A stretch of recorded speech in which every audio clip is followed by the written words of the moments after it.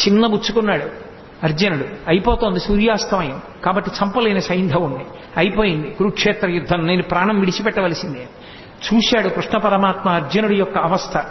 చూశావా, తొందరపడితే బావా ఎలా ఉంటాయో పరిణామాలు, జాగ్రత్త వహించు, ఇప్పుడు నేనేం చేస్తానో చూడన్నాడు. మాయాతిమిరాన్ని సృష్టించాడు. అది సూర్యుడిని అడ్డింది. సూర్యాస్తమయం అయిపోయింది, అర్జునుడు కొట్టలేకపోతున్నాడే అన్నాడు.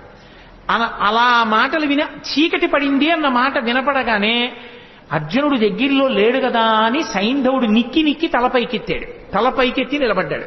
బావాడిగో సైంధవుడు కొట్టేయన్నాడు. బాణం వేసి వెంటనే తలని కొట్టాడు.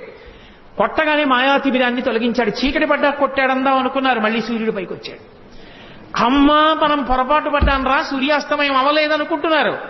సైంధవుడి తల బావా కింద పడిందో నీ తల నూరు ఒక్కలైపోతుంది.